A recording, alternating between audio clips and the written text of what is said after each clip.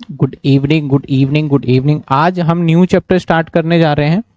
That is chapter का नाम है हमारा फाइनल अकाउंट। चैप्टर का नाम क्या है हमारा? Final account.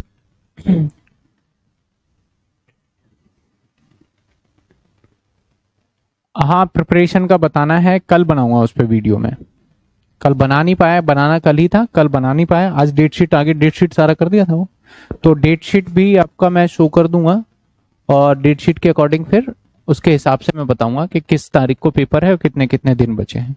तो अभी आपके वैसे तो, क्योंकि आप लोगों का डेट शीट ना थोड़ा सा अटपटा टाइप का होता है। अटपटा टाइप का मतलब क्या होता है कि अलग अलग आपको सब्जेक्ट्स में जाके दिखने होते हैं, अलग अलग जगह पे बीए में ढूंढने पड़ते हैं। कोर सब्जेक्ट का तो मिल जाता है, जो नून कोर है उसके भी मैंने ढूंढ के बनाए हैं, तो उसके हिसाब से हो जाएगा। सिंकिंग फंड अलग से रिकॉर्ड होगा, वैसे प्री रिकॉर्डेड में आप देखना चाहते हो देख सकते हो, लेकिन मैंने सोचा कि पिछली बार बहुत बच्चों को क्वेरी रह गई थी, तो इस बार फ्रेश रिकॉर्डिंग होगा। आज मेरी पहली क्लास है, कोई दिक्कत, जिनकी आज फर्स्ट क्लास है उसको रत्ती भर का कोई भी प्रॉब्लम नहीं होने वाला है। दैट इज हमारा चैप्टर नंबर है फाइनेंशियल स्टेटमेंट ऑफ कंपनीज। तो देखते हैं आगे फाइनेंशियल स्टेटमेंट ऑफ कंपनीज क्या होता है। बेसिकली आप 11th क्लास में थे, तो 11th क्लास के अंदर आपको एक चैप्टर सिखाया गया था जिसका नाम था फाइनल अकाउंट।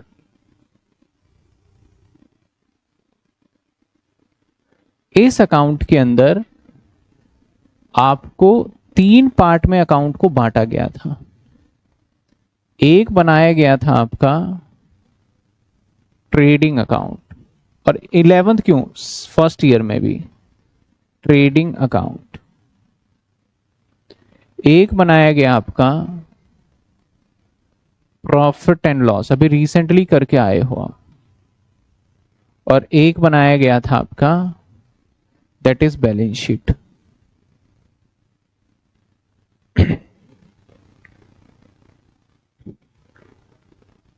ये 3 अकाउंट आपने बनाए थे, और ये जो अकाउंटिंग करी थी आपने वो करी थी सोल प्रोप्राइटर के लिए।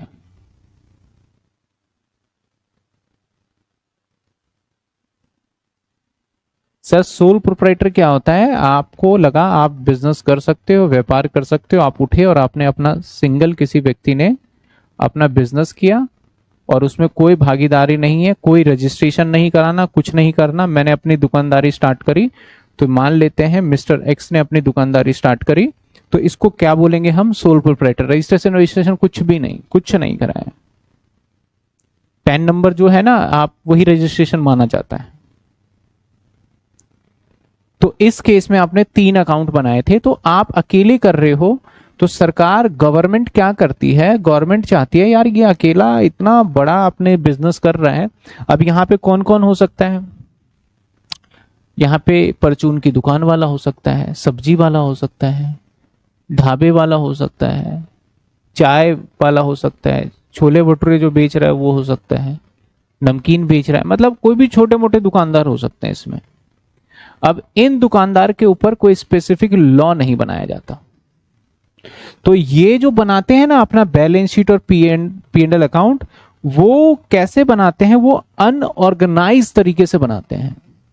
अनऑर्गेनाइज मतलब इनको छूट दी होती है कि भाई तू कम से कम बैलेंस शीट और पी एंड एल बना ले बस। अनऑर्गेनाइज मतलब एक सिस्टमेटिक तरीके से नहीं। तो इसलिए ये क्या करते हैं, बोला गया जैसे मर्जी का मतलब है कि तूने क्या करना है, एक बना ले तू क्या, trading and P and L. यहां पे ट्रेडिंग वाला पार्ट रख लेना और नीचे कौन सा पार्ट रख लेना, पी एंड एल। और एक बना ले तू बैलेंस शीट। बैलेंस शीट में इधर लाइबिलिटी रखना है और इधर एसेट्स रखना है, और जैसे मर्जी एसेट्स लिख ले तू, कैश लिख ले, कैश के बाद फिर तू चाहे फिक्स एसेट्स लिख ले, मतलब ऑर्गेनाइज नहीं, एक सिस्टमेटिक नहीं, जैसे मर्जी कर ले। क्योंकि ये लोग अगर ये काम करते हुए, अगर मान लो एक कोई फॉर एग्जाम्पल सब्जी बेचने वाला है, वेजिटेबल सेलर है या फ्रूट सेलर है, वो अपना दुकानदारी दिन भर में कर रहा है और उसके बावजूद भी एक P&L बैलेंस शीट बना के सरकार को रिपोर्ट दे रहा है, सरकार को बहुत बड़ी बात है उनके लिए। तो इनके ऊपर गवर्नमेंट ने कोई ऐसा रूल नहीं बनाया। लेकिन अब कुछ बड़ी कंपनी आ जाती है, जैसे आपको अगर अपने आप को ग्रो करना है तो आप अपने आप को बनाओगे कंपनी। अब कंपनी में भी अपने अलग अलग तरीके के होते हैं। एक हो गया नॉर्मल कंपनी, जैसे मान लो दूध वाला है, मिल्क वाला है, तो मिल्क वाले देखो जो गली में देने के लिए, आपके घर पे देने के लिए आते हैं, ये पहले आया करते थे, अब तो खैर वो टाइम बहुत, मेट्रो सिटी में तो नहीं है, रूरल एरिया में भी है, वो तो अपनी कौन से सोल प्रोप्राइटरशिप में। और अभी मिल्क वाले बहुत सारी बड़ी बड़ी ब्रांड भी आ गई है। जैसे एक अभी ऐड देखता हूँ किसका, बहुत ऐड आता है, 4 दूध के साथ 4 मिल्क फ्री, ऐसे इस तरीके से आता है। कौन सा आता है, कंट्री डिलाइट, आपने देखा होगा। तो ये क्या है, एक ऑर्गेनाइज तरीके से अपने आप को एक्सपेंड करने के लिए इसने क्या बना लिया, कंपनी बना लिया। तो अगर आप नॉर्मल हो तो कोई बात नहीं, आप नॉर्मल हो, या फिर आप कंपनी बना सकते हो कुछ स्पेशल कंपनी।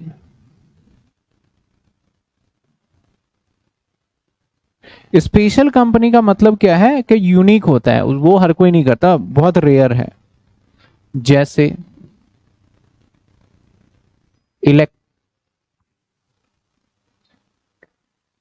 Electric company.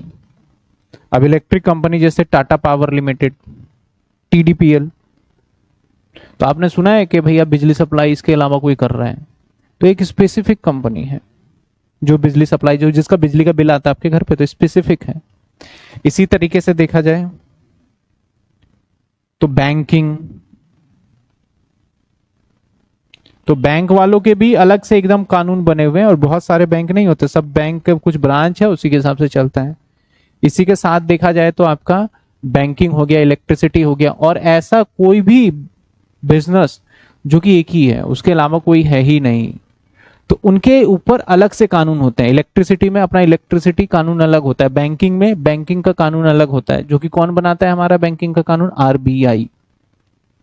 तो हमें इसके बैलेंस शीट के बारे में नहीं पढ़ना, इसके बैलेंस शीट में हमें जो सिंपल कंपनी बनाते हैं उसके बैलेंस शीट के बारे में पढ़ना है।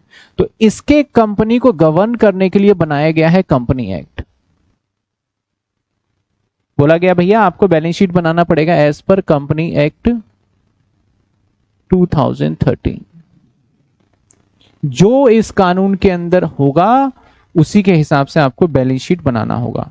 तो सोल प्रोप्राइटर तो हमें 2-2 बार सिखा दिया, तो अब थोड़ी ना सिखाएंगे। अब आपको किसकी बैलेंस शीट सिखाने जा रहे हैं, वो कंपनी की, जो कि किसके अकॉर्डिंग बनानी पड़ेगी, कंपनीज एक्ट 2013 के अकॉर्डिंग बनानी पड़ेगी आपको।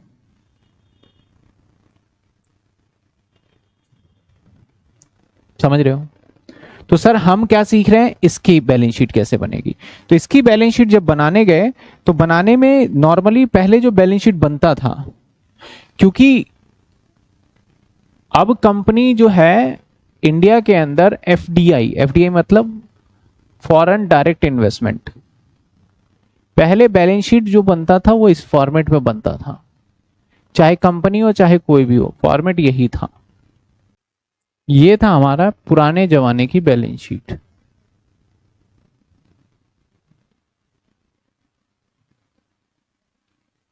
और इधर लिखा करते थे हम लाइबिलिटी, इधर लिखा करते थे हम एसेट्स, और इधर अमाउंट और इधर अमाउंट। लेकिन उस टाइम पे ऑर्गेनाइज ना होने के कारण हम कोई भी एसेट्स, जैसे हमने लिखा बिल्डिंग, मान लेते हैं 2 लाख, मैंने लिखा मशीनरी 1 लाख, मैंने लिखा कैश 2 लाख, मैंने लिखा फर्नीचर 1 लाख, मैंने लिखा स्टॉक 3 लाख, ऐसे मैंने लिखा शेयर कैपिटल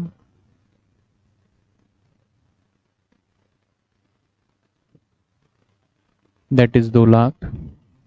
अगर टोटल करें तो कितना हो गया 9। और ऐसे ही हमने लिखा फिर डिबेंचर 5 लाख, ऐसे लिखा रिजर्व 2 लाख। कितने हो गए टोटल 9 लाख। करंट लाइबिलिटी भी है मान लेते हैं, ये लिखा है। अब यहां पे मैं आपसे पूछूं कि बिल्डिंग में डेप्रिसिएशन कितना लगा बताओ, तो बता पाओगे क्या आप? बताइए कितना लगा बैलेंस बिल्डिंग में डेप्रिसिएशन, या मशीनरी में कितने डेप्रिसिएशन लगे? अच्छा मैं ये पूछना चाहता हूं जो शेयर कैपिटल है 2 लाख, वो इक्विटी है कि प्रेफरेंस है? तो इसका जवाब नहीं है। और बता भी कैसे सकते हैं, क्योंकि बताया नहीं। तो हमें सबसे पहले क्या करा, जो फॉरेनर थे, बाहर के लोग जो फॉरेनर थे जैसे कि यूएसए वगैरह, ये अपनी बैलेंस शीट थोड़े दूसरे टाइप से बनाते थे, और ये अपनी बैलेंस शीट की हर चीज की डिटेल रखा करते थे। कि अगर उसके बैलेंस शीट को देखोगे कि बिल्डिंग, तो आप झट से बता दो कि बिल्डिंग इतने का था पिछले साल, डेप्रिसिएशन इतना लगा, बचा इतना।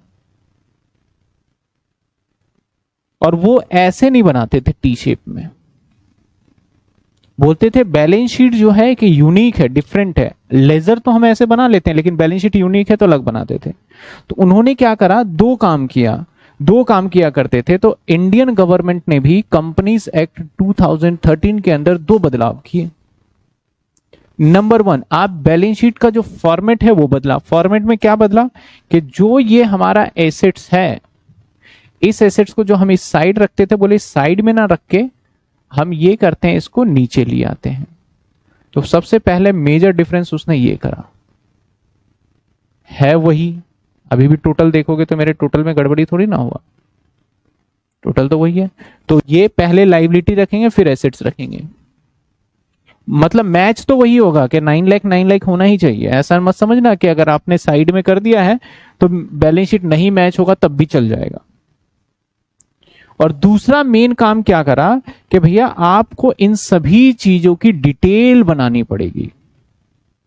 तो अगर इन सभी चीजों को आपको डिटेल बनानी है तो एक कॉलम यहां पे और डलवाया उन्होंने डिटेल के लिए, जिसको बोला गया नोट। जैसे सपोज करो इसका नोट नंबर मैंने 2 लिखा, मतलब इसके बारे में ज्यादा जानकारी चाहिए तो नोट नंबर 2 पे जाके देखो।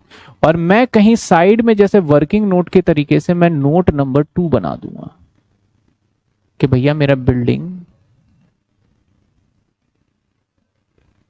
2,40,000 लेस डेप्रीशिएशन 40,000, और कितने का बचा 2 लाख का। अब इस बैलेंस शीट में अगर मैं आपसे पूछूं कि बताओ बिल्डिंग पे कितना डेप्रीशिएशन है, तो आप फटाफट बता सकते हैं, क्योंकि बिल्डिंग के आगे 2 नंबर लिखा हुआ है।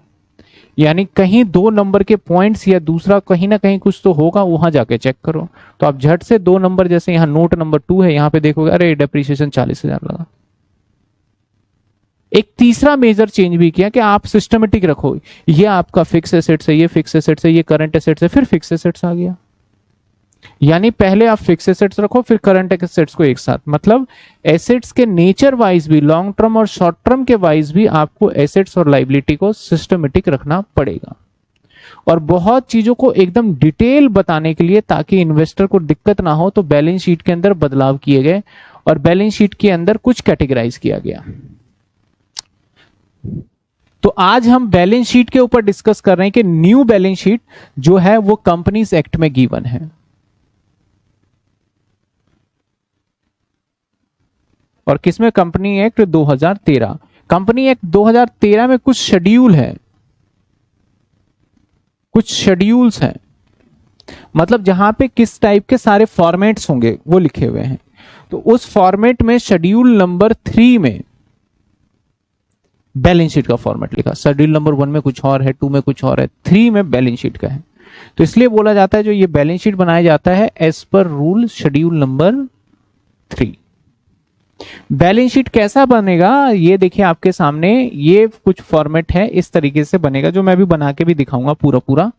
ऐसा नहीं है कि कुछ मैं सारी चीजें मैं बना के दिखाऊंगा अभी आपको, क्योंकि ये मैंने एक सिंपल सा दिखा दिया आपको, बाकी मैं पूरा बना के दिखाऊंगा।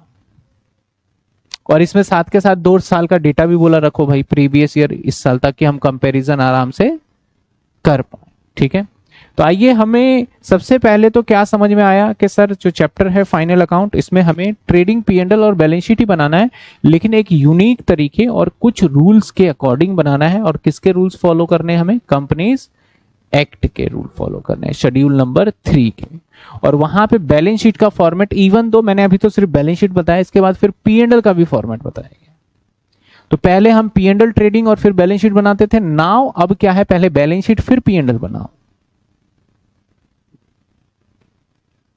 क्योंकि अल्टीमेटली हमारा पहले P&L था, तो कहते थे लोग बाग कि भैया अगर पहले P&L है तो मेरे एक बात समझ में नहीं आ रहा, तो बैलेंस शीट। और देखो कोई भी आपने इतने पढ़े होंगे, आप कभी भी इस बात को लेकर परेशान नहीं थे कि यार मेरा नेट प्रॉफिट गलत आ गया, कभी भी इस बात को लेकर परेशान नहीं थे कि ट्रेडिंग अकाउंट का जीपी गलत आ गया। आप परेशान किस लिए होते थे? मेरी बैलेंस शीट नहीं हुई। तो जब बैलेंस शीट मैच नहीं हुआ तो इंपॉर्टेंट क्या है आपके लिए? बैलेंस शीट पे ही है। इसलिए बैलेंस शीट को नंबर 1 पे रख दिया गया और P&L को नंबर 2 पे रख दिया गया। तो आइए, बैलेंस शीट का जो फॉर्मेट है वो कुछ स्पेसिफाई फॉर्मेट है, तो इसके अंदर सब चीज, नंबर, रोमन, सब चीज आपको एकदम फॉलो करना होगा। हालांकि टाइप टाइप का आता है, लेकिन टाइप करने के बाद बच्चों को इतना दिमाग में रहता नहीं है, इसलिए मैं लिख देता हूं ताकि आपको भी थोड़ा लिखने का प्रैक्टिस हो जाए।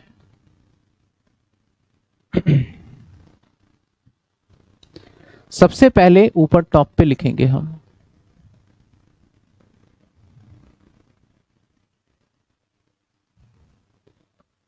एज एट, जो भी डेट आ गया, इस वाले कॉलम में नोट, और इस वाले कॉलम में अमाउंट, इस वाले कॉलम में पर्टिकुलर।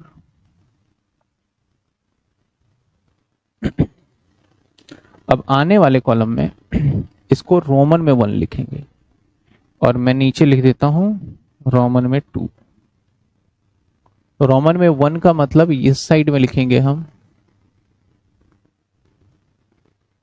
इक्विटी एंड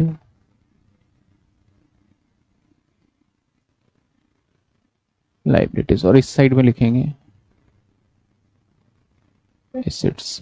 यानी हमारे पास 2 हेडिंग पहले भी था, आज भी 2 है साइड।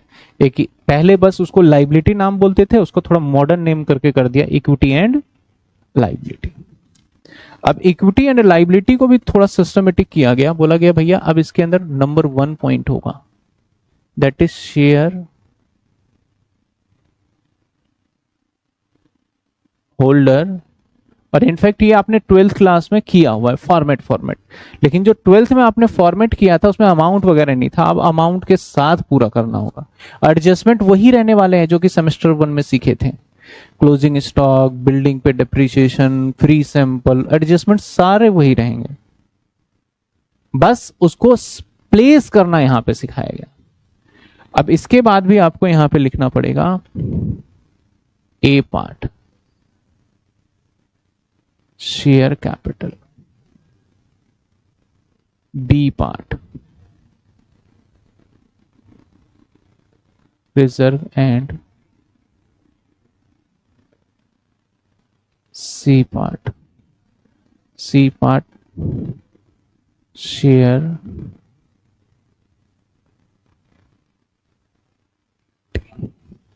नंबर 2 पे शेयर एप्लीकेशन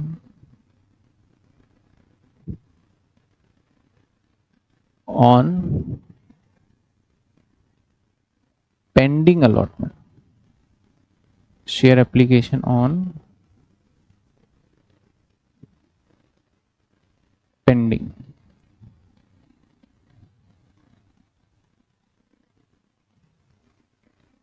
तीसरा पॉइंट भी बनाया गया, नॉन करंट लाइबिलिटीज, इसके अंदर भी A part, long term borrowing, B, long term borrowing के बाद डेफर्ड टैक्स, ये आपके काम का नहीं है, सिलेबस का पार्ट नहीं है। सी पार्ट, अदर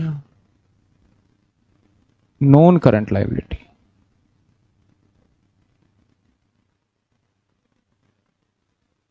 और D part long term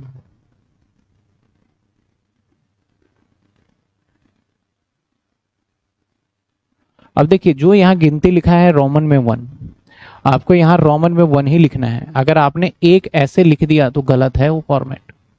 ABCD small में है तो एबीसीडी स्मॉल में ही लिखना है, अगर आपने कैपिटल ए लिख दिया तो भी गलत है। यानी ये फॉर्मेट वाइज बड़ा रूल के स्ट्रिक्ट हैं। तीसरा पार्ट आ जाता है हमारा, तीसरे के बाद चौथा पार्ट, और जो फोर्थ पार्ट बनता है दैट इज करंट लाइबिलिटी। इसके अंदर ए पार्ट आता है short term borrowing, and B part आता है ट्रेड पेबल, सी पार्ट आता है अदर करंट, और डी पार्ट आता है शॉर्ट टर्म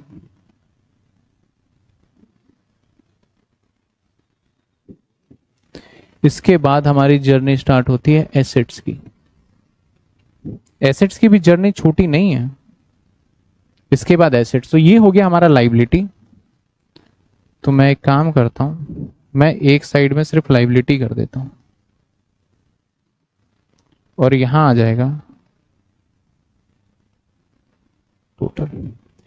अब यहां पे देखा जाए तो इसको हम बोलते हैं साइड,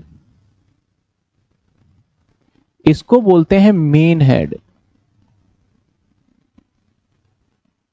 और इसको बोलते हैं सब हेड। ठीक है, इसको क्या बोलते हैं हम? सब हेड।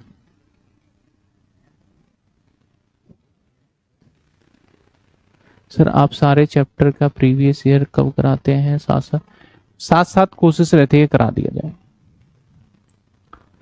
अब हमें शेयर कैपिटल के बारे में जानना है, जो ये ग्रीन ग्रीन मार्क से लिखा है ना, इसके बारे में जानना है। इसके आगे सिर्फ नोटिंग नंबर डलेगा, तो इसके आगे नंबर डल गया, सपोज करो इसके आगे नंबर डल गया 1, इसके आगे 2, इसमें 3 में कुछ नहीं आएगा, 4th में कुछ नहीं आएगा, यहां पे नंबर 3, डेफर टैक्स में कुछ नहीं लिख रहे, यहां पे 4, लॉन्ग टर्म प्रोविजन में 5, इसके बाद इसके आगे 6, इसके आगे 7, 8 और 9, टोटल 9 चीजों की डिटेल जानकारी हमें लिखना पड़ता है। इसके आगे अमाउंट आ जाएगा। हमें 2 साल का डेटा नहीं बनाना है, सिंगल ईयर का बनाना है। इस तरीके से हमारा ये लाइबिलिटी साइड क्या हो जाएगा? कंप्लीट। आप रजिस्टर पे नोट करोगे तो आपको पता चलेगा। क्या सर हमें ये पूरा क्वेश्चन करना होगा? हाँ करना पड़ेगा। तो ये लाइबिलिटी साइड हमारा होता है कंप्लीट।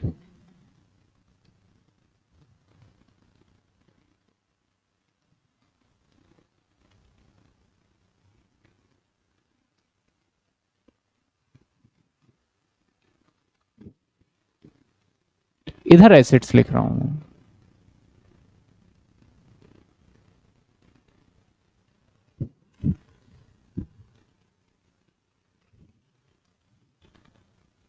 कि जो आप ये वीडियो देख रहे हैं, इस वीडियो को बनाने में हमारी बहुत मेहनत है।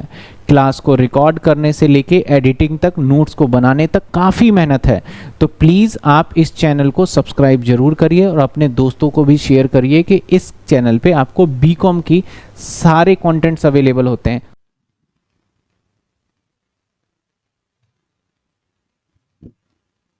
क्योंकि नीचे जगह नहीं मिलेगी और देख नहीं पाओगे, तो आप ऐसा मत समझना टी शेप हो गया। ये कहाँ होगा? जस्ट इसके नीचे कंटिन्यू।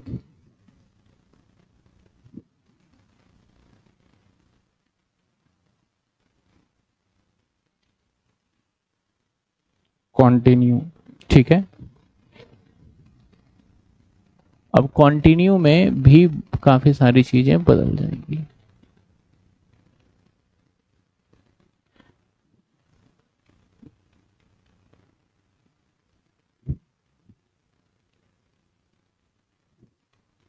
अब इसके अंदर आ जाएगा नंबर 2 वाला पार्ट, दैट इज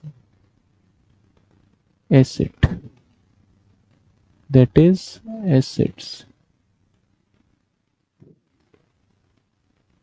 इसके बाद आएगा इसमें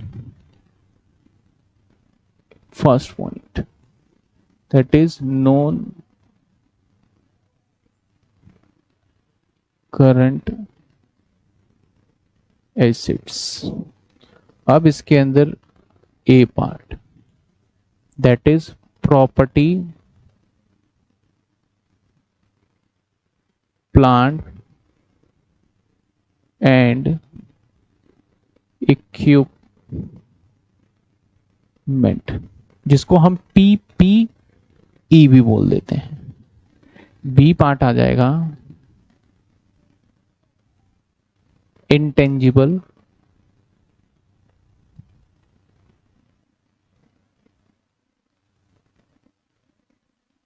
एसिड्स। सी पार्ट में आएगा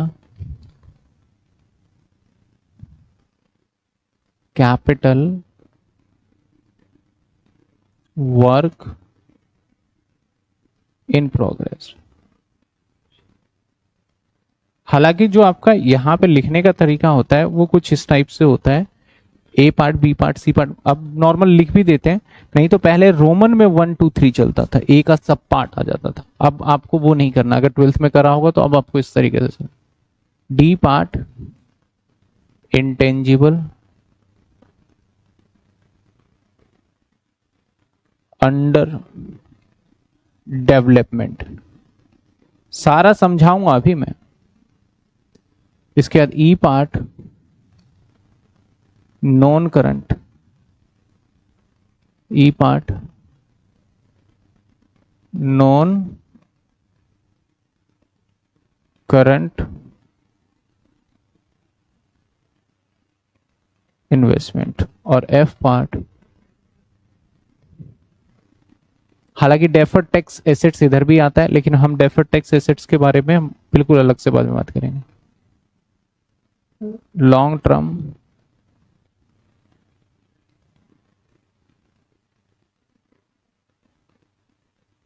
लोन एंड एडवांस, एफ क्या, G part other non current asset. अब यहां पे स्टार्ट होगा भैया पॉइंट नंबर 2, जो कि क्या होगा,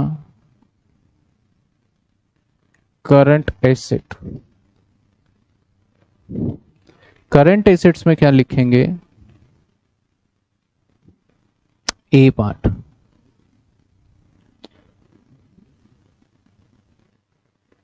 करंट एसेट्स का ए पार्ट होगा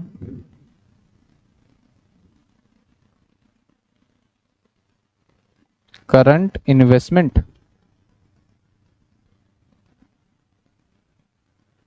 current B part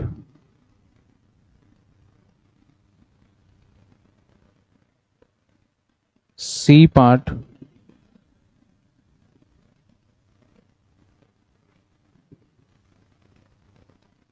D part cash and cash equivalent, E part short term loan and advance, F part other current assets, इसके बाद टोटल।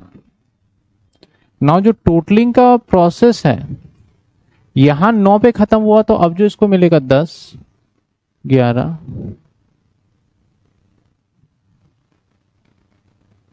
10, 11, इसका कोई नोट नहीं, इसका कोई नोट नहीं, 12, 13, 14, 15, 16, 17, 18, 19 और 20, टोटल 20। इसके आगे भी अमाउंट आएगा, इसके आगे भी अमाउंट आएगा।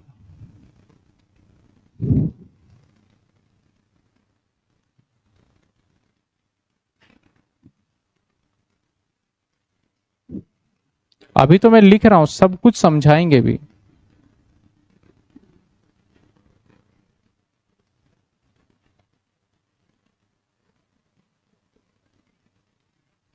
ये पूरा अभी सिर्फ और सिर्फ बैलेंस शीट बने, इसके नोट जो है वो अभी मैंने नहीं लिखे, नोट भी मैं लिखूंगा। अभी सिर्फ क्या बना है हमारा, बैलेंस शीट। तो आज हम बैलेंस शीट के अंदर क्या क्या होता है एक ओवरव्यू और आइडिया लेने वाले हैं आगे। अब जैसे आप समझ लो कि शेयर वारंट के आगे सीधा अमाउंट कॉलम में है, तो नोट आपको उस चीज की बनाने की जरूरत है, उस पॉइंट पे आपको नोट लिखने की जरूरत पड़ती है जहां पे कुछ माइनस प्लस हो रहा हो। अगर उसमें कुछ माइनस प्लस होना ही नहीं है, वो अमाउंट ऐसे का ऐसा ही रहना है, तो उसके लिए कोई जानकारी आपको या फिर कोई नोट बनाने की जरूरत नहीं है। सर सिंकिंग फंड फिर इस चैप्टर के बाद में साथ के साथ ही मैं करा दूंगा, रिकॉर्डेड करके डाल दूंगा मैं। Sir please create complete strategy video for all subject, specified the allocation of each subject of the should be. बिल्कुल पूजा, बनाएंगे, कल मिल जाएगा आपको कॉर्पोरेट अकाउंट का एक अच्छे से सिस्टमेटिक तरीके से। चलिए अब इसको समझे हम। समझना भी बहुत जरूरी है।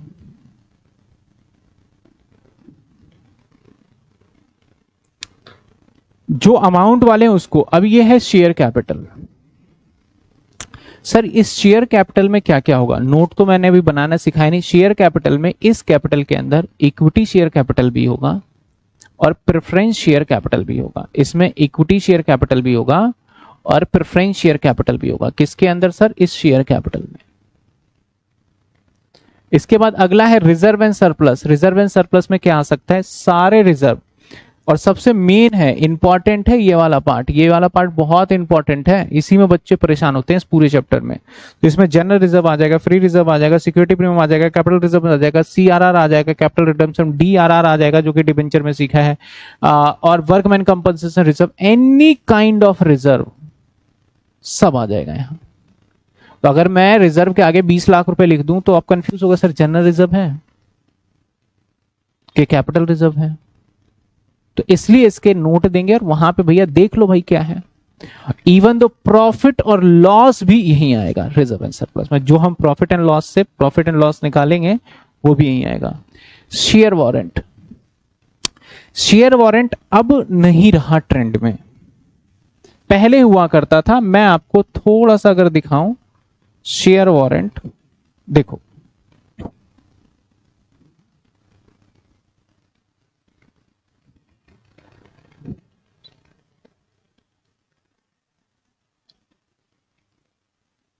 रिलायंस का ले लेते हैं शेयर वारंट, इमेज ले लेते हैं और उसको कॉपी कर लेते हैं, ठीक है। कोई भी रिलायंस, अरे भाई सबने काट पीट दिया रिलायंस का शेयर वारंट।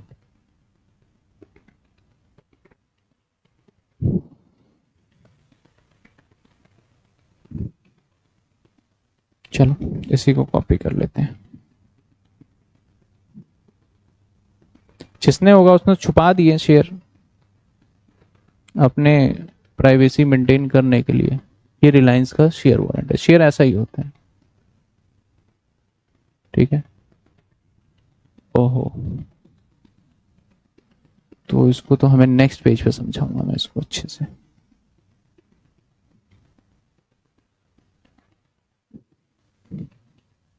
अगला देखो, अगला मैं टाइप करूंगा क्या, शेयर सर्टिफिकेट।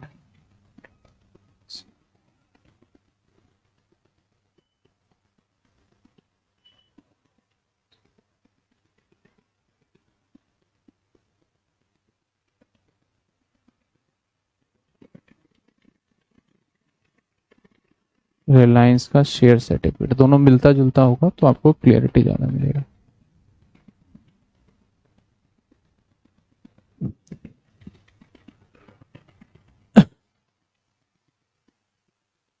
ये शेयर सर्टिफिकेट, अब गूगल है तो सब मिल जाता है, नहीं तो बच्चे पहले तो सपने में सोचा करते थे और सपने भी गलत देखा करते थे कि सर्टिफिकेट होगा कैसा। ये हमारा शेयर क्या है, वारंट है, और ये क्या है हमारा शेयर सर्टिफिकेट है। मेजर डिफरेंस क्या है, इस शेयर सर्टिफिकेट पे लिखा हुआ है जरीन, पूरा नाम लिखा हुआ है इस पे, और इसके ऊपर नेम जो है वो मेंशन नहीं होता था, नेम मेंशन नहीं होता था, क्योंकि गवर्नमेंट ने पहले शेयर सर्टिफिकेट ही निकाला।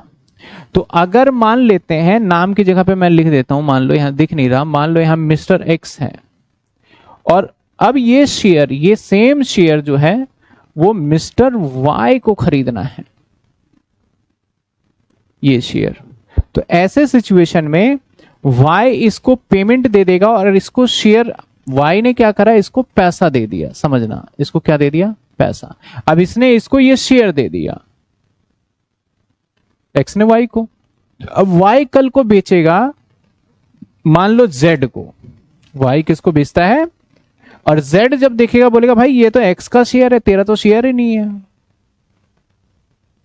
नाम किसका चढ़ा हुआ है इस पे, एक्स का, तो आगे इसका शेयर बिकेगा नहीं। तो इसलिए वाई को क्या करना पड़ता था, यहां से इसका नाम को कटवा के अपना नाम चढ़वाना पड़ता था वाई, और इस नाम को कटवाने और चढ़वाने का एक लंबा प्रोसेस था। हम एक एप्लीकेशन फॉर्म भरते, और पहले हम कंपनी लॉ यानी आरओसी, रजिस्टर्ड ऑफ कंपनी के पास एक फॉर्म जमा करवाते, और एक फॉर्म रिलायंस में जमा कराते। फिर रिलायंस कंपनी बोलती ठीक है हम 60 दिनों के अंदर देखेंगे, चेक करेंगे। इस सिचुएशन में अगर एक्स को इमीडिएट पैसे चाहिए तो इमीडिएट नहीं मिलता, वाई बंदा बोलता भैया पहले मेरे नाम पे होगा तभी तो मैं दूंगा, और इसके नाम पे होने में कितना समय लग रहा था, 1.5 महीने, 2 महीने, 30 दिन, लेकिन टाइम लग रहा था। इस प्रॉब्लम को सॉल्व करने के लिए गवर्नमेंट यहां आ गई, बोला इस पे नेम है ही नहीं, इस पे नेम जो है ही नहीं, ना तो इस पे एक्स का नाम है, ना वाई का नाम है, ना जेड का नाम है, तो यहां पे नो नेम, कोई नेम ही नहीं है। अब ये इन द हैंड ऑफ, अगर मैं बोलूं इन द हैंड ऑफ, ये एक्स के पास है। अब ये शेयर किसको बेचता है, मान लेते हैं वाई को बेचता है, तो वाई झट से ले लेगा, इसको पेमेंट दे देगा। और फर्दर वाई अगर जेड को बेचता है तो ये जेड को भी बेच सकता है, क्योंकि इसके ऊपर नाम है ही नहीं। तो इस केस के अंदर हमें अगर अपने शेयर्स बेचने थे तो हमें इंतजार नहीं करना था कि नाम चढ़ेगा, क्योंकि इसके अंदर नाम चढ़ेगा ही नहीं। तो वारंट का मतलब होता है कि मैं जिसके ऊपर किसी को रजिस्ट्रेशन दोबारा या अपने नाम पे ट्रांसफर करने की जरूरत ना पड़े। तो ये 2 अलग अलग टाइप के शेयर्स हो गए। एक शेयर है जिसके ऊपर आपका नाम मेंशन है, और एक शेयर है जिसके ऊपर आपके नाम मेंशन नहीं है। इसका नुकसान भी था, तो बहुत लोग नहीं लेते थे। अगर खो गया और मुझे मिल गया तो मेरा हो जाएगा, सेम रुपए की तरीके का काम करता था। अगर आपका 500 का नोट खो गया, 100 का नोट खो गया, 10 रुपए ही खो गए, तो वो पैसे क्या आपको वापस मिलेंगे? खो गए तो अब जिसको मिल गए होंगे उसने चला लिया, या फोन करके तो बोलेगा नहीं कि भाई खो गया। इस केस के अंदर क्या था, अगर आपका ये पेपर खराब भी हो जाए, खत्म भी हो जाए और लॉस भी हो जाए किसी कारण से, तो वो किसी का नहीं जाता, उसका मेंबरशिप नंबर होता है यहाँ पे, उस नंबर से वो जाके कंपनी से निकलवा लेता, अपनी आईडी प्रूफ आधार देता तो वो मिल जाता। जैसे आपका एटीएम कार्ड खो जाए तो किसी का कोई काम का नहीं है ना, किसी का कोई काम नहीं जब तक एटीएम पिन ना पता हो। लेकिन आजकल डिजिटल हो गया। एक बात ध्यान रखना, एटीएम कार्ड के अंदर एक वाईफाई चिप इनेबल फैसिलिटी होती है, जिसके अंदर अगर आपके पास एटीएम है तो मैं अगर सिर्फ एक मशीन जिसमें से स्वैप करते हैं, वो सिर्फ मैं मशीन टच करूंगा, बस उसके आगे से टच भी नहीं करूंगा, ऐसे दिखाऊंगा और 2000 रुपए तक बिना पिन के शॉपिंग कर सकते हो, कट जाएगा। तो बड़े सारे फ्रॉड चल रहे हैं। मेट्रो में भी बहुत लोग ना पीओएस मशीन लेके घूमते हैं। मान लो किसी के पर्स में एटीएम है, उसने क्या करा, इधर से ऐसे टच कर लिया, ये फ्रॉड है ये। तो इसलिए वाईफाई इनेबल आपको नहीं करना चाहिए। क्रेडिट कार्ड पे भी ये चलता है। तो मुद्दे पे आते हैं। तो मुद्दे पे आपको समझ में आए, दो चीजें हैं। अब दो चीजें, एक शेयर वारंट है और एक सर्टिफिकेट है। तो आज के समय में तो सारा का सारा शेयर ऑनलाइन बिकता है, डीमेट के थ्रू बिकता है, आपका इलेक्ट्रॉनिक मोड में हो चुका है। तो अब इसका अस्तित्व खत्म हो गया है। लेकिन मान लो किसी ने ले रखा था पहले, कभी उसने अभी बदलवाया नहीं, तो अभी है, इसलिए मजबूरन लॉ के अंदर उसको एक शेयर वारंट का सी सेक्शन बनाना पड़ा कि जिस शेयर्स पे नाम चढ़ा होगा वो तो इस कैटेगरी में आ जाएगा, और जिस शेयर्स पे नाम नहीं चढ़ा होगा वो किस कैटेगरी में आ जाएगा, हमारा शेयर वारंट। समझ में आया दोनों? तो आपके एग्जाम में भी शेयर वारंट नहीं आएगा। जब नहीं आएगा तो आप इसको लिखना ही नहीं, कभी भी नहीं पूछा जाएगा। मैं बताता जा रहा हूं, पूरी बैलेंस शीट मेरा समझाना काम है, लेकिन इसमें से क्या क्या पेपर में आपको रिटेन करना है वो चीज भी ध्यान रखना है। इसके बाद share application on pending allotment. साहब ये क्या चीज है, ये क्या है? मान लो एक XYZ लिमिटेड, और यहां पे मिस्टर राम ने 1000 शेयर मांगे 10 रुपए के। तो कोई बताएगा जो 1000 शेयर 10 रुपए के मांगे गए हैं, ये जो 10,000 रुपए है, ये 10,000 तो यहां आ जाएगा। ये किसको पैसे मिल गए? कंपनी को। कंपनी ने पैसे रिसीव करे या नहीं करे? कर लिए। कंपनी कहता है कि मैं आपको जो इसके बदले में सर्टिफिकेट होता है, कौन सा, इसको शेयर सर्टिफिकेट बोलते हैं, जो ये वाला पर्चा मैं आपको दूंगा, उसमें थोड़ा टाइम लग रहा है, प्रिंटर खराब है, ये है वो है, मैं आपको ये चीजें दे दूंगा बाद में। यानी कंपनी ने अपने हैंड पे पेंडिंग कर दिया है। पेंडिंग क्या कर दिया है? इसको शेयर्स देना। देना मतलब अलॉटमेंट करना। जब मैं आपको ये वाला सर्टिफिकेट दे देता हूं तो अलॉटमेंट हो जाता है। ये पेंडिंग कर दिया कंपनी ने भाई। ऐसे सिचुएशन में कंपनी ने शेयर इशू भी नहीं किया, लेकिन कंपनी पैसे लेके भी बैठा है। अब कंपनी लेके बैठा है तो लायबिलिटी है ना, तो इसको कोई जगह तो मिलना चाहिए। तो इसका इसलिए ये हेडिंग बनाया गया कि भैया अगर ऐसा सिचुएशन हुआ तो वो पैसा यहां लिखना। और जैसे ही कंपनी क्या करेगी, इसको सर्टिफिकेट दे देगी, तो ये वाला पैसा जो पेंडिंग अलॉटमेंट है वो इससे हट करके कहां आ जाएगा भाई साहब? यहां से हट करके कहां चला जाएगा? वो शेयर कैपिटल में। शेयर कैपिटल में किसका पैसा आएगा? जिसको सर्टिफिकेट मिल जाता है। मैंने आपसे पैसे ले लिए, सर्टिफिकेट नहीं दे रहा, तो मेरा पैसा कहां दिखाएंगे बैलेंस शीट में? Pending on. और जैसे ही मैंने आपको सर्टिफिकेट दे दिया तो पेंडिंग अलॉटमेंट से हट जाएगा और मैं कहां पहुंच जाऊंगा? शेयर कैपिटल में।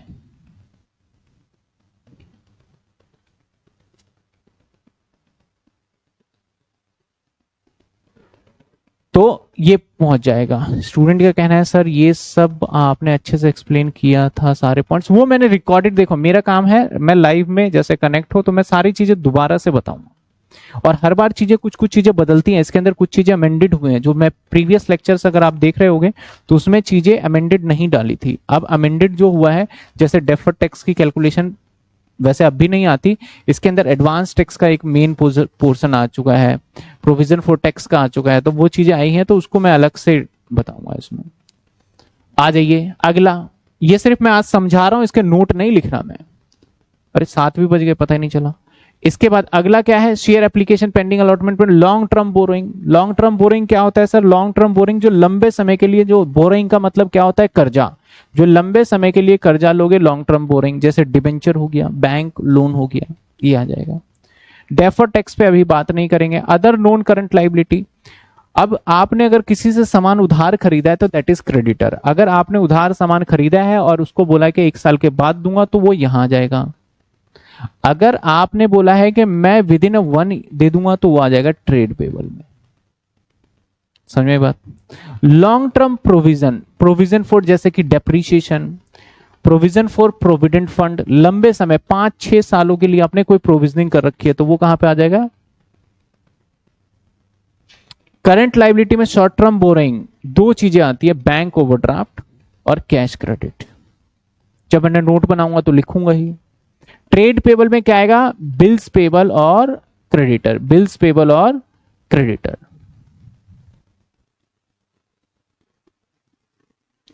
इसके बाद आगे गिवन है आपका अदर करंट लाइबिलिटी, ये काफी इंपॉर्टेंट है। अदर करंट लाइबिलिटी में आ जाता है आउटस्टैंडिंग इंटरेस्ट, या फिर एडवांस इनकम, या अनक्लेम डिविडेंड।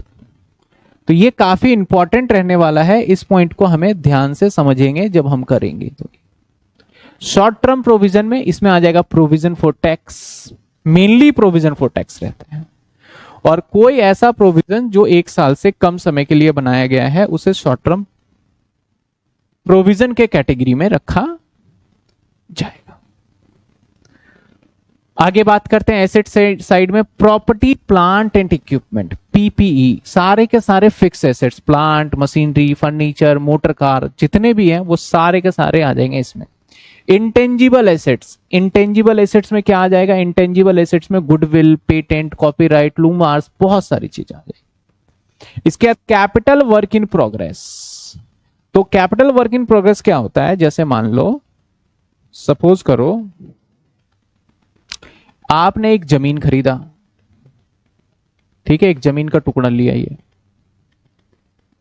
अब सिर्फ जमीन है तो ये लैंड है जो कि प्रॉपर्टी प्लांट एंड इक्विपमेंट में चला जाएगा।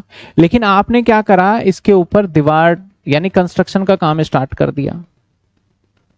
बिल्डिंग बनाना है तो कंस्ट्रक्शन का काम आपने स्टार्ट कर दिया, तो अब ये लैंड तो रहा नहीं, लैंड का मतलब उस पर कुछ भी नहीं, तो प्रॉपर्टी एंड प्लांट इक्विपमेंट में तो आएगा नहीं। और ये बिल्डिंग भी नहीं है भाई, क्योंकि मकान अभी बनके तैयार, तो इसे हम बोल देते हैं कैपिटल, क्योंकि एसेट्स को हम कैपिटल भी बोलते हैं।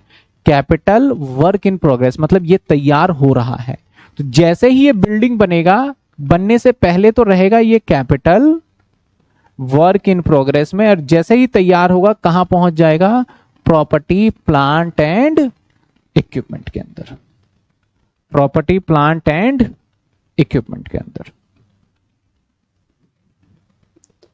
ये भी आपका नहीं आप पूछा जाएगा। इंटेंजिबल एसेट्स अंडर डेवलपमेंट, ये भी नहीं पूछा जाएगा। ये जब हम कभी भी कोई काम करते हैं, कोई फॉर्मूला तैयार करते हैं, कुछ रिसर्च करते हैं किसी चीज पे, तो पैसे खर्च होते हैं, तो वो आपके रिसर्च तभी सक्सेस माना जाता है जब वो आप कामयाबी हासिल कर लो। जैसे कि मान लेते हैं चंद्रयान को लॉन्च किया गया था पहली बार, तो सक्सेस नहीं हुआ था, तो सक्सेस चंद्रयान या मंगल जो भी था सक्सेस नहीं हुआ था, लेकिन उस पर पैसे तो खर्च हुए, लेकिन बाद में किया गया तो सक्सेस हो गया। तो जब तक सक्सेस नहीं होता उसे अंडर डेवलपमेंट में रखते हैं, और जब सक्सेस हो जाता है तो उसे कहां रख देते हैं? हम इंटेंजिबल एसेट्स में रख देते हैं, जो उसके राइट्स हैं हमारे पास। इसके बाद नॉन करंट इन्वेस्टमेंट, वो इन्वेस्टमेंट जो आप लंबे समय के लिए करते हो, प्रॉपर्टी में पैसे लगा देते हो, शेयर बाजार में पैसे लगा रहे हो लंबे समय के लिए। इसके बाद long term loan in advance, किसी इंप्लॉई को आपने लंबे समय के लिए पैसे उधार दे रखे हैं, वो इसमें आ जाएगा। इसके बाद other current assets, other current assets का मतलब वो एसेट्स, इसके अंदर आता है प्रिलिमिनरी एक्सपेंस वगैरह, जिसको हम 5 सालों में राइट ऑफ किया करते थे, वो आ जाता है अदर करंट एसेट्स में। करंट इन्वेस्टमेंट, शेयर मार्केट वगैरह में पैसे डाल देते हो, मार्केटेबल सिक्योरिटी वगैरह आ जाता है। इन्वेंट्री, स्टॉक हो जाते हैं जो कि सामान लाके अपने दुकानदारी में रखते हो, उसको बोलते हैं। ट्रेड रिसीवेबल, डेटर और बिल्स रिसीवेबल, जो चीज बहुत सिंपल है मैं तो उसमें टाइम नहीं लूंगा, ठीक है। कैश एंड कैश इक्विवेलेंट, जो आपके पास कैश है, बैलेंस है, बैंक बैलेंस है, वो सारी चीजें आ जाएगा। Short term loan and advance, अपने एम्प्लॉय को आपने 2-4 महीने के लिए थोड़े पैसे उधार दे दिए फिर ले लेते हो, तो short term loan and advance. Other current assets, prepaid expense वगैरह इसके अंदर आ जाएंगे। तो अभी हमने सिर्फ और सिर्फ बैलेंस शीट का ये सीखा है, अगली क्लास के अंदर हम इसके सारे नोट्स और पी एंड एल अगली क्लास यानी कल ही हम इसके नोट्स और पी एंड एल करेंगे। join lately and miss a lot class minutes so where I today recorded session। आपको अभी 10 आधे घंटे के अंदर मिल जाएगा रिकॉर्डिंग। सर जो शिवदास के क्वेश्चन है करवाएंगे, बिल्कुल करवाऊंगा मैं, जैसे इस चैप्टर के सारे एडजस्टमेंट होंगे फिर मैं करा दूंगा। सिंकिंग वन फिर से चैप्टर के बाद कराओगे? हाँ बिल्कुल, इस चैप्टर के बाद, या मुझे जैसे कि बीच में टाइम मिलेगा तो मैं रिकॉर्ड कर दूंगा। चैप्टर के बाद का चक्कर नहीं रखने वाला मैं, बीच में ही रिकॉर्ड कर दूंगा क्योंकि ये चैप्टर पहले हम चलाएंगे सीक्वेंसली। तो कल क्लास रखते हैं हम। कल क्लास की टाइमिंग क्या रहेगी इसको आप अच्छे से रजिस्टर पे नोट कर लेना, ऐसा मत समझना 12th में कर रखा तो हो जाएगा, नोटिंग करना, याद होना बहुत जरूरी है। तो कल की क्लास हम सेम टाइम पे रखते हैं और फिर हम आगे टू बी कंटिन्यू, जैसे रेगुलर ले रहा हूं तो मैं जल्दी से जल्दी इसको खत्म करूंगा। एक बार फॉर्मेट वाला सेशन खत्म होगा, फिर सारे एडजस्टमेंट खत्म होंगे, फिर एडजस्टमेंट खत्म होने के बाद फिर हम क्वेश्चंस करना स्टार्ट करेंगे और मैं 4-5 क्वेश्चंस मैं कराऊंगा, आपको पता चल जाएगा पैटर्न, फिर सारे क्वेश्चंस आप कर पाओगे। ठीक है, गुड नाइट, टेक केयर, मिलते हैं हम नेक्स्ट क्लास के अंदर। और नेक्स्ट क्लास आपका कल है तो उसी के अकॉर्डिंग आप अच्छे से रजिस्टर पे नोट करके आइएगा।